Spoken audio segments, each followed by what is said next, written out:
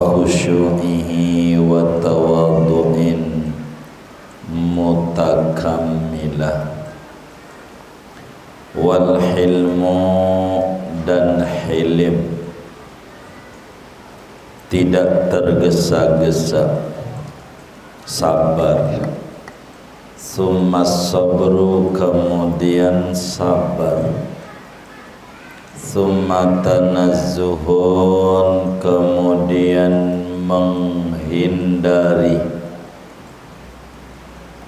menjauhi amadana dari apa-apa yang rendah, min maksabin daripada usaha, mutajammila padahal berhias diri, wa mulazamatun lissakinati wal wara, dan menekuni bagi ketenangan, wal wara dan apik, wa khusyu'ihi dan khusyuknya dia, wa tawaddu'in dan ketawaduan, mutakammila padahal menyempurnakan. Wallahu a'lamu bissawab. Sudah ketemu halaman berapa? 24.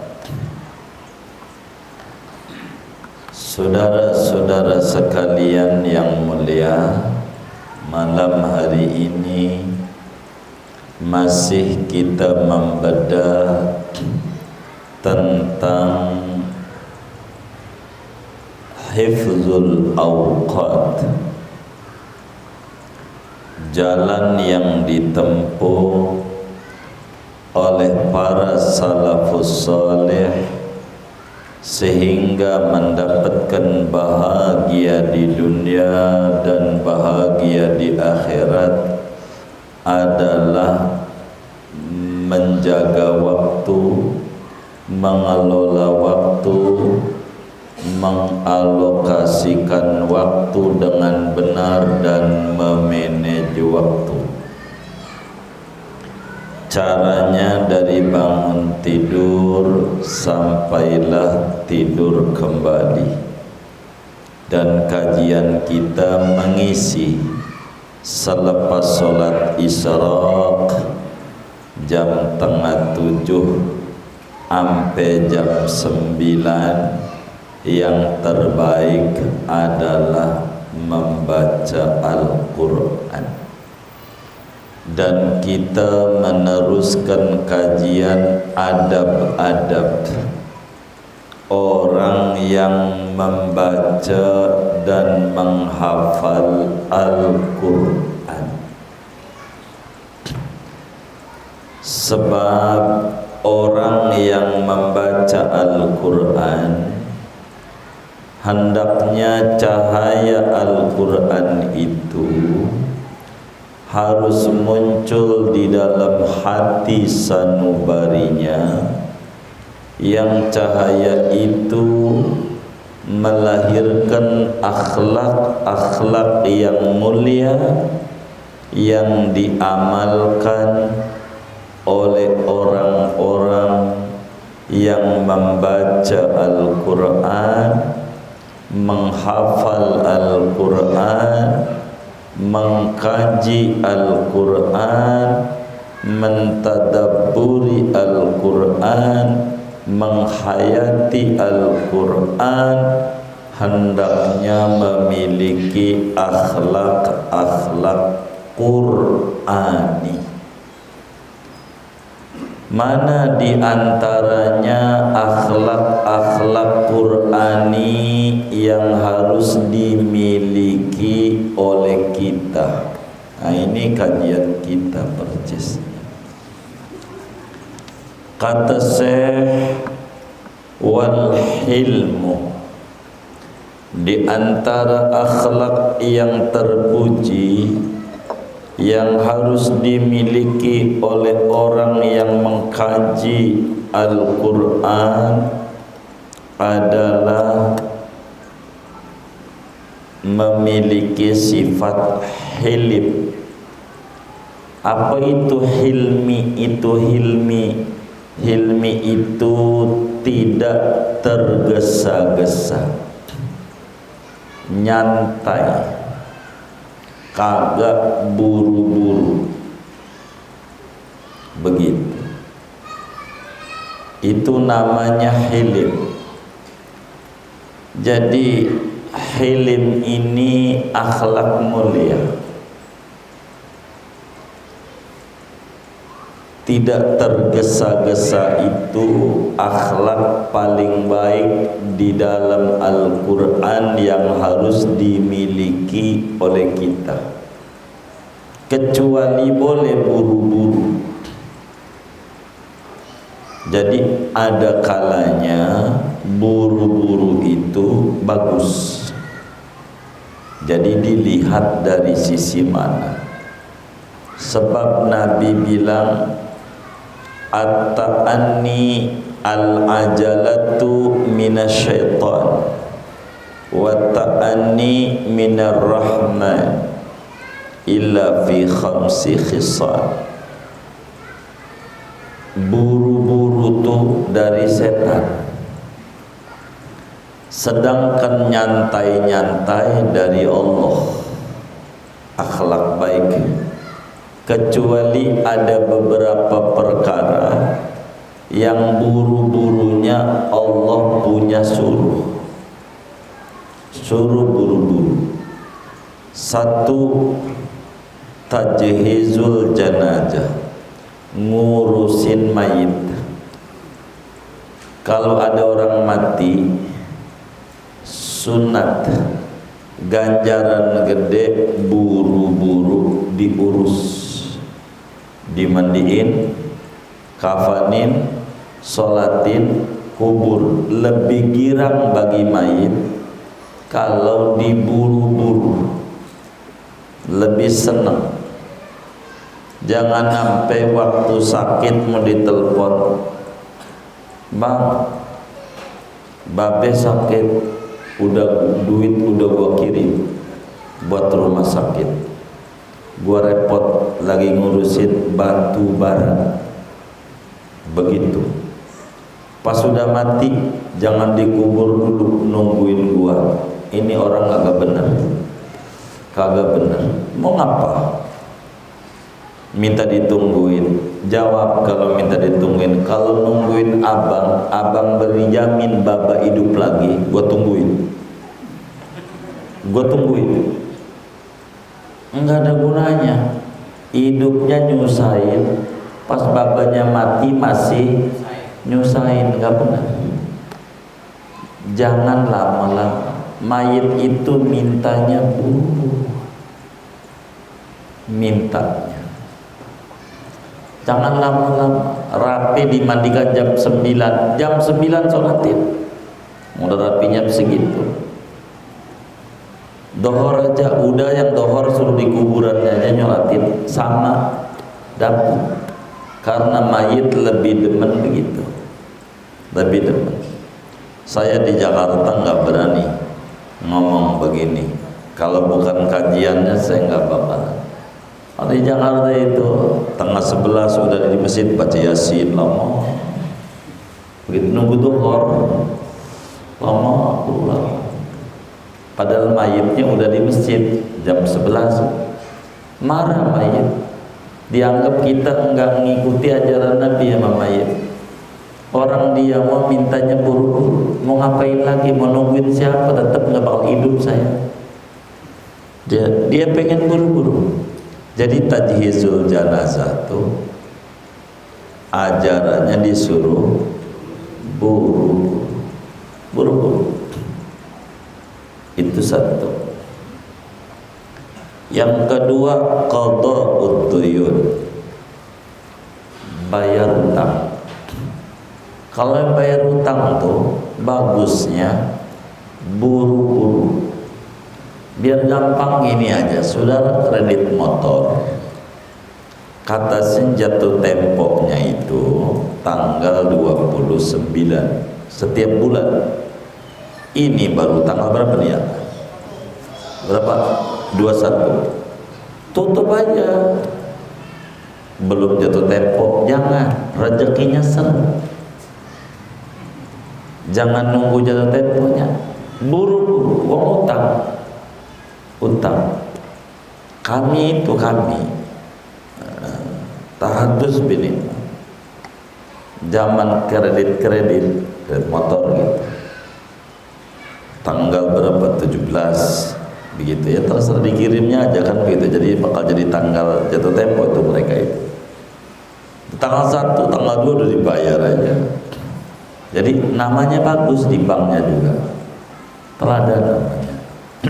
Tapi kita bukan karena pengen dicari puji teladan bagus, ngamali Nabi nyuruh buru-buru begitu, buru-buru. Jangan diantar-antar bayar utang. Jangan kita begini, ini yang diantar penyebab seret rezeki kita. Kita minjem sama kawan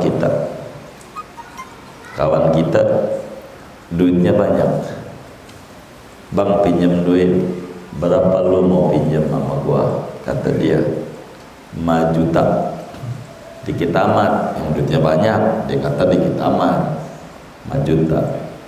Iya, emang kebutuhannya segitu buat bayar sekolah bocah. Mau bayar kapan? Bulan depan bang.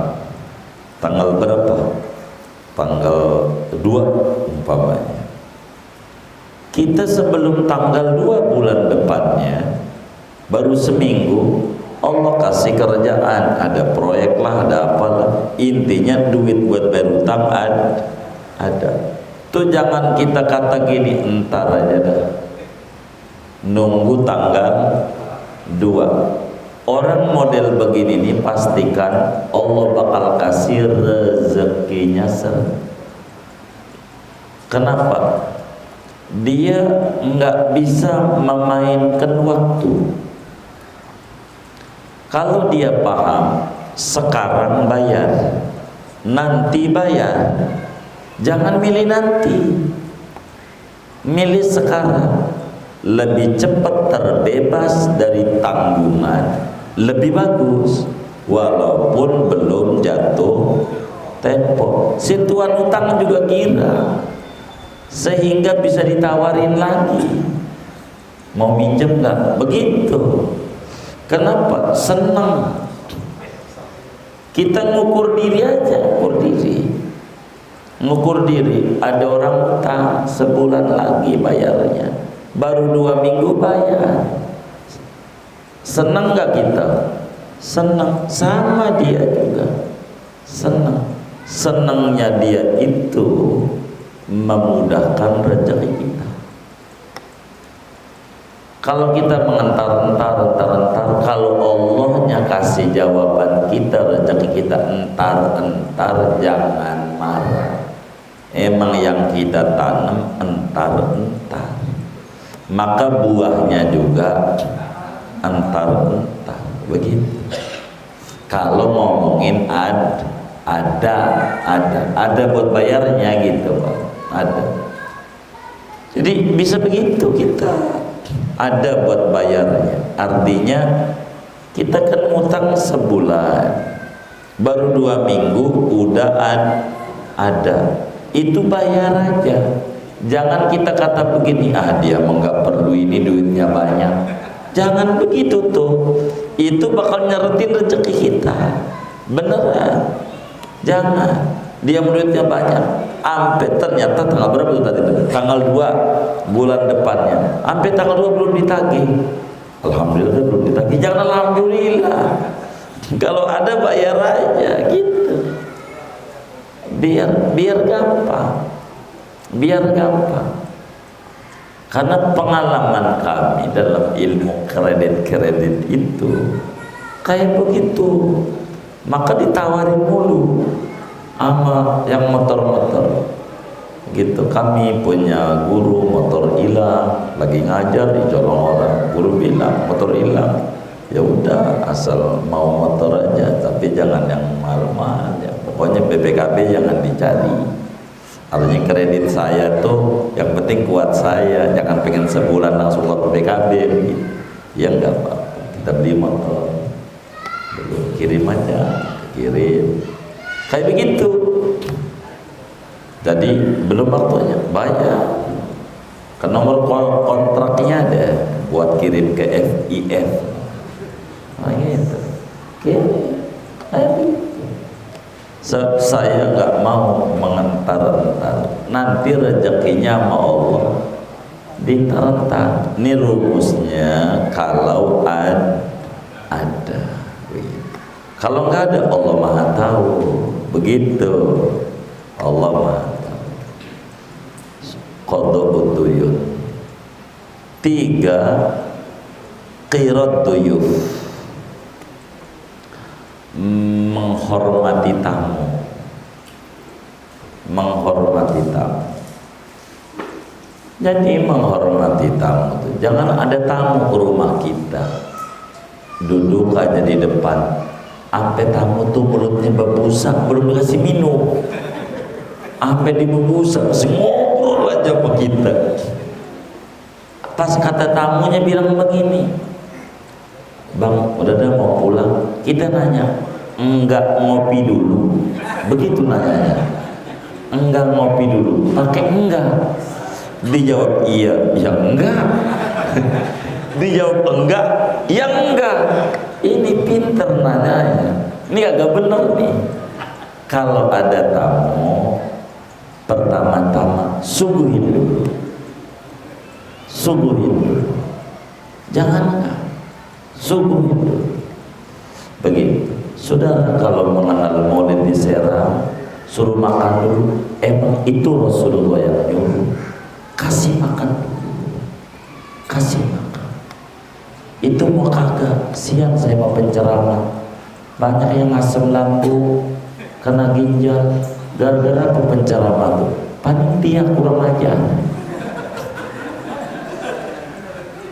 Iya, panitia itu kiai disiksa aja ngobrol, hampir habis 2 bungkus, belum disuruh naik-naik, kasih makan juga kakak, kasihnya kuaci lagi, coba kuaci. Ya Allah tuh kiai, jangan. Sian kiai. Kalau orang kampung rumahnya dekat, sebelum ke tempat acara makan, dia mau pengen menghormati kita, buru-buru, kagak dikasih makan, nunggu nanti udah selesai doa, itu buat warga yang udah makan. Akhirnya kiainya asam lambung, durhaka dia. Tuh begitu, jangan. Adab Islam, tamu tuh makan dulu. Udah makan tuh enak, dengerin ceramah juga enak. Hatta mau marah-marah, kalau perut kenyang enak. Begitu, bener. Mau marah-marah kalau perut kenyang mau tidur enak, mau denger pengajian juga enak.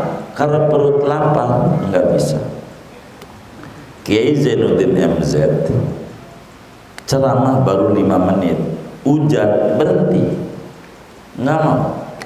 Orang nggak bakal fokus dengerin ilmu, mikirin hujan. Begitu artinya hati orang satu.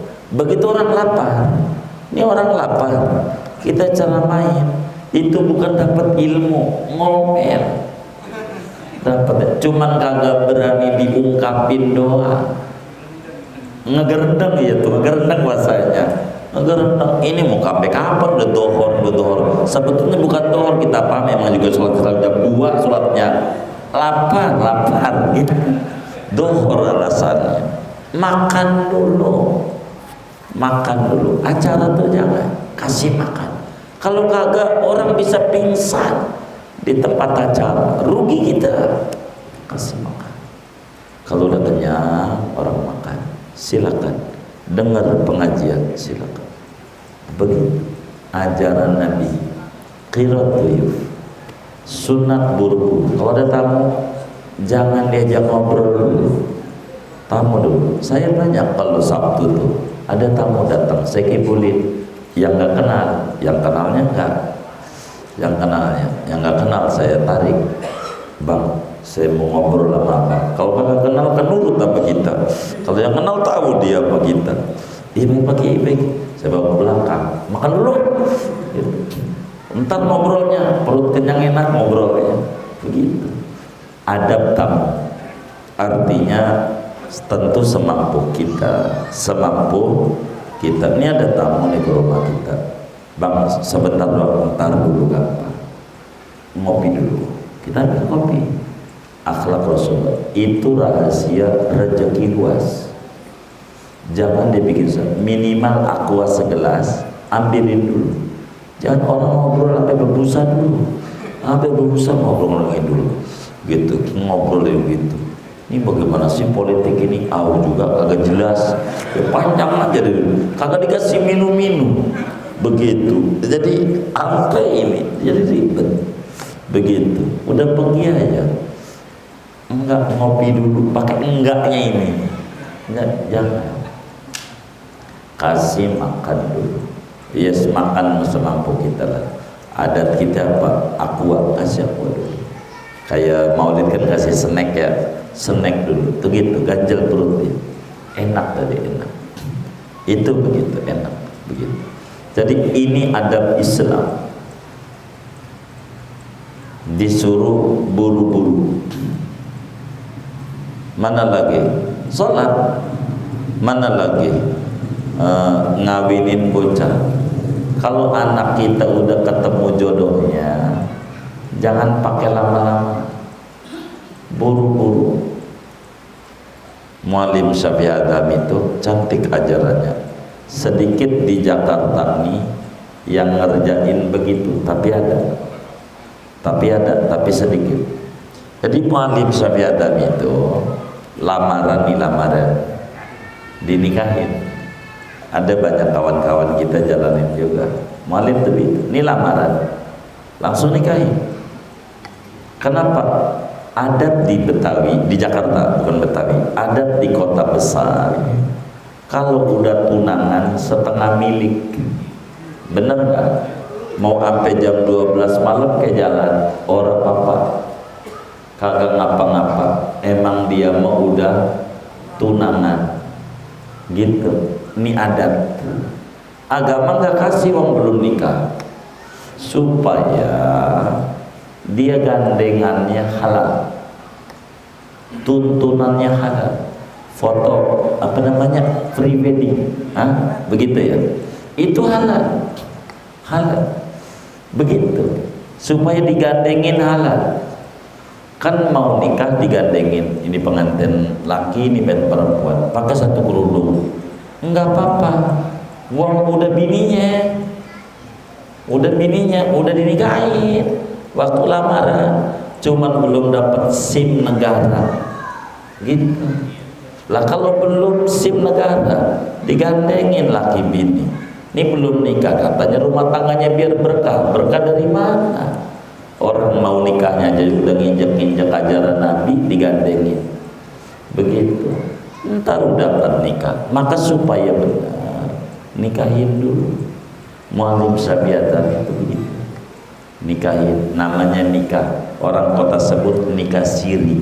Sebetulnya bukan siri.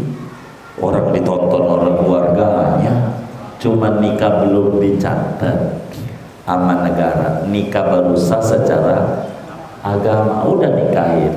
Karena nikah agama nih diomongin jangan tidur dulu, begitu. Kan kalau hamil gak enak begitu sama orang, walaupun halal. Jadi buat halal gandengan aja.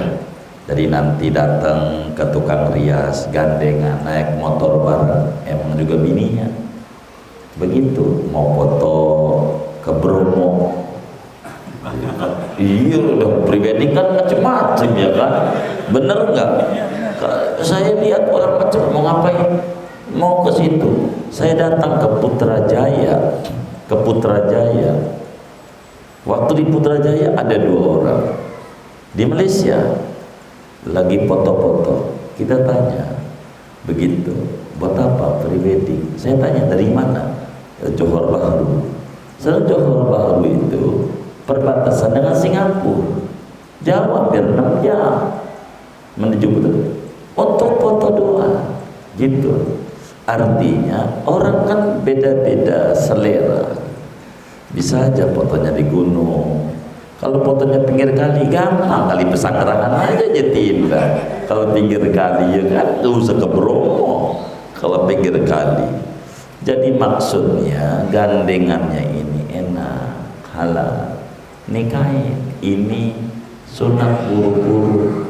Jadi kalau dia mau gandengan, mau jalan, nongkrong berdua, emang udah bininya, enggak dosa. Jadi rumah tangganya rezekinya banyak. Begitu. Nikahin secara agama. Tuh kayak begitu. Begitu nikah secara agama. Jadi waktu lamaran, udah nikah aja. Begitu, nikahin. Begitu. Udah biar halal. Jadi nanti kan nikahnya masih dari lamaran bisa 5 bulan, 6 bulan. Gandengannya kan gak apa-apa. Intinya jangan dibikin susah. Jangan. Itu diantara ajaran sunat buru-buru. Tapi selebihnya ta'anni, sabar. Jangan minta, jangan tergesa-gesa. Jangan tergesa-gesa. Begitu, jangan. Begitu. Ada mobil tuh dari Betawi. Di Betawi ini hebat. Bikin mobil namanya Sigra. Sigra itu orang Betawi. Benar nggak? Begitu. Sigra gitu. Sigra gitu. Benar. Apa Sigra? Sigra itu kan cepet kan? Iya, itu orang Betawi yang buat. Sigra gitu. Begitu. Itu begitu. Begitu. Itu buru-buru, segera. Jadi sunatnya hilim. Akhlak Quran itu sabar. Dalam berbagai urusan jangan buru-buru. Kalau buru-buru nyesel. Dulu ada partai buru-buru emosi. Jadi benar-benar perubahannya cepat berubahnya. Akhirnya nyesel. Gara-gara berubahnya cepat. Begitu. Gabung sama ini mana anak muda lagi. Gitu, mainnya odong-odong gitu. Ini gara-gara programnya perubahannya terlalu cepat. Kasihan perubahan terlalu cepat. Ntar sabar perubahan 2024 14 Februari baru tuh perubahan. Begitu. Jangan buru-buru. Belum apa-apa udah berubah. Mau balik lagi malu. Udah kadongan nggak enak ngomongnya. Mau terus bocil. Begitu.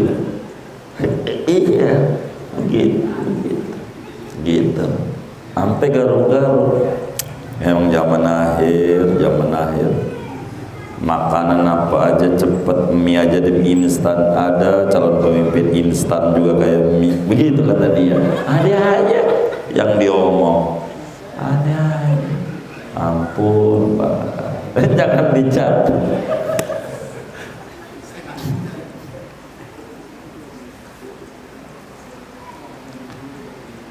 Kudu hilim. Sabar, pelan-pelan sabar. Saatnya ada. Saatnya sabar aja. Jangan buru-buru. Kalau buru-buru repot. Begitu. Kalau buru-buru gitu. Apa aja kalau buru-buru nggak bagus. Kalau dari buru-buru, lihat ada orang buru-buru. Dulu dia musuhan sama bapaknya. Akhirnya sekarang gendong anaknya. Gara-gara buru-buru. Dulu bapaknya musuhnya. Sekarang anaknya digendong-gendong. Begitu. Itu gara-gara apa tuh? Ya buru-buru. Oh ya kayak gitu. Jangan dicatat. Aduh, ini kita ngaji tentang hilim. Hilim. Begitu ya Allah. Hilim. 2 was-sabr, summa sabr. Udah sabar. Sabar itu ada 3. Ada sabar dalam menghadapi musibah. ada sabar dalam menjalankan ketaatan. Ketiga, ada sabar menjauhi kemaksiatan. Semuanya perlu sabar. Innama yuwaffas sabiruna ajrahum bighairi hisab. Sesungguhnya Allah berikan orang yang sabar itu balasannya enggak ada hitungannya, berkat sabar. Nih kita ini hidup kayak begini berkat baba emak kita sabar. Coba emak kita nggak sabar ngandung kita 9 bulan, lama amat nih gue pencet juga, nggak ada kita. Kudu sabar. Hidup begitu, yang orang punya suatu saat kita punya. Itu rumus. Jangan pesimis. Kudu sabar. Sabar itu mendatangkan kesuburan. Kita kudu sabar. Kudu sabar. Dan ini adalah akhlak Islam. Akhlak Islam. Kudu sabar. Kudu sabar. Begitu.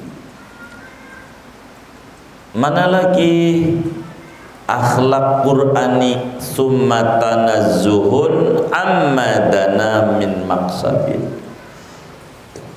Hindari usaha yang bernilai rendah dalam agama. Akhlak Qur'ani usaha yang bagus, yang punya nilai besar. Mana yang usaha itu bernilai rendah dalam pandangan agama? Semisal jualan kain kafan. Saudara jangan, itu kurang bagus. Dagang kain kafan kurang bagus.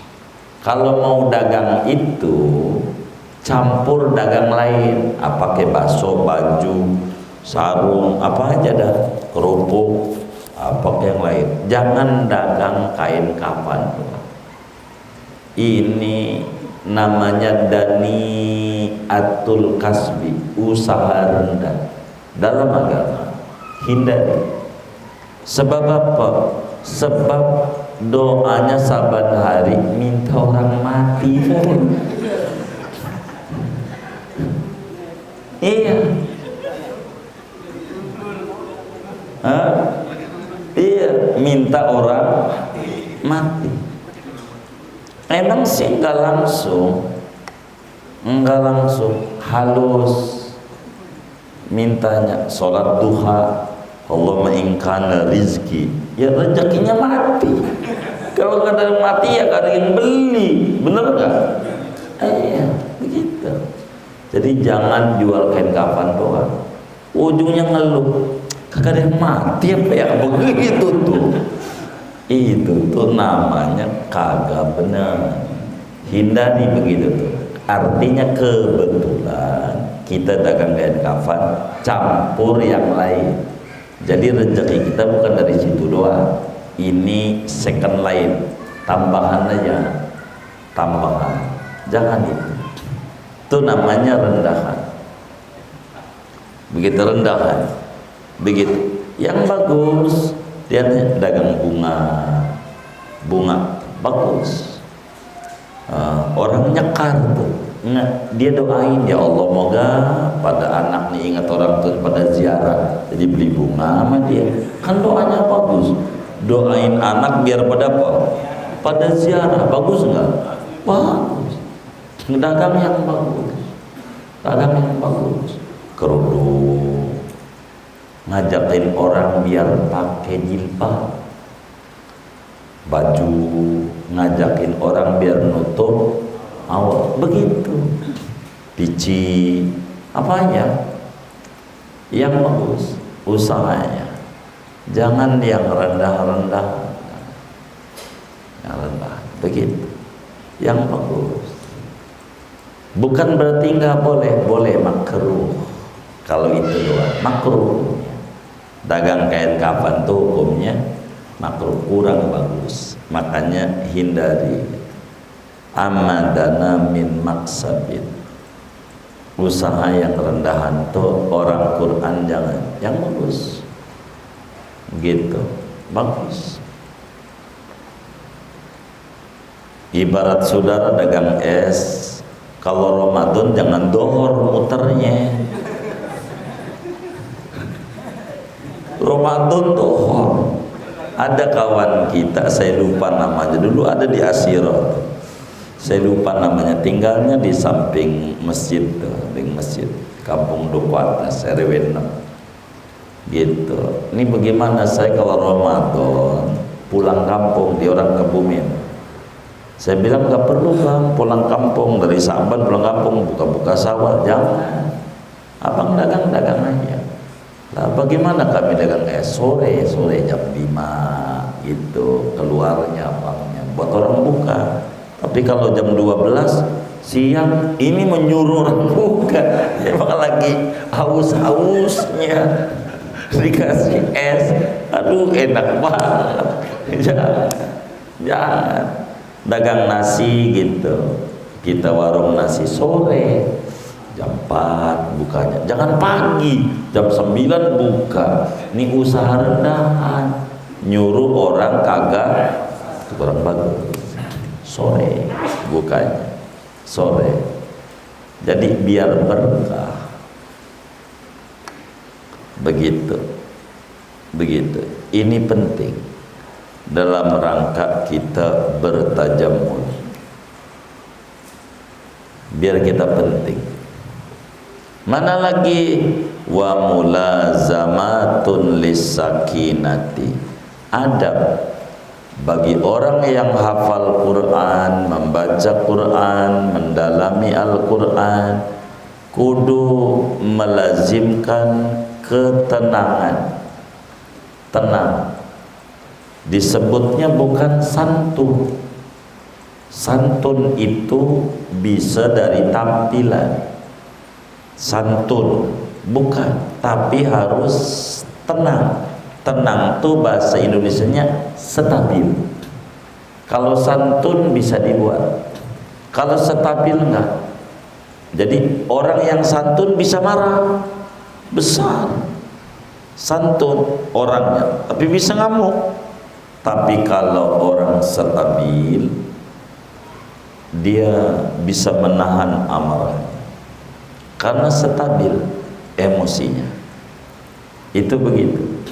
Kalau orang santun bisa marah, begitu, bisa. Kelihatannya ada orang joget begitu. Kelihatannya ini orang kayaknya orangnya nih santun, enggak. Ntar kalau ngobrol berdua bisa ngamuk-ngamuk. Begitu. Ente mau nyengir, jadi saya nggak kemana, larinya kemana, jadinya saya ikut nyengir juga. Begitu. Jadi santun tuh beda sama stabil. Stabil tuh bisa mengendalikan emosinya dia, bisa menahan. Begitu. Itu kayak begitu. Itu penting. Penting. Namanya mulazamatun lisakinah. Orang yang baca Quran itu menekuni ketenangan. Tenangan, ndak usah gerasa gerusu, sabar aja, tenang. Biarkan orang yang menilai. Kalau tenang nanti inspirasinya bagus. Kalau gerasa gerusu enggak. Lihat ada seorang suami enggak punya mulazamatun lisakinah, ribut sama bininya. Kalau begini caranya bang, lu minta cara, gue cara ini 3 sekaligus begitu. Ujungnya nyesel gara-gara enggak mulazamatun lisakinah. Kita harus sakan, tenang, biar kita stabil mengelola emosi, biar stabil. Itu diantara akhlak mulia Qur'ani namanya. Mana lagi wal warok, kudu apik. Warok ini ada 3 tingkatan. Warok tingkat rendah, nomor 3 paling rendah. menjauhi yang haram. Itu namanya warok, paling rendahnya warok. Menjauhi yang haram namanya warok awam, tingkat rendah. Naik ke atas ada namanya warok khas, warok istimewa, yaitu adalah meninggalkan yang syubhat, khawatir terjebak pada yang haram. Naik yang syubhat-syubhat ditinggalin. Ada daging, ini daging sapi apa daging babi, dia bingung sapi apa babi. Yang kayak begini enggak dipikirin, puyeng masalahnya, ambil tempe yang nyata-nyata halal. Itu namanya warok istimewa. Padahal dimakan nggak apa-apa, uang belum nyata babi. Namanya warok tingkat 2. Tadi tingkat rendah. Ada warok tingkat tinggi, nomor 1. Apa itu? Meninggalkan kebanyakan yang halal agar supaya tidak terjebak pada syubhat. Jadi meninggalkan banyak yang halal supaya tidak masuk pada syubhat. Saudara, kondangan itu kan makanan banyak. Ada kambing guling lah, ada opor, ada apa aja itu. Itu muanya dimasukin di piring. Nasi kuning, apalagi ya, apa aja, sampai piring itu sama gunung karang tinggian ini, saking apa ya tuh, iya munjuk penuh begitu.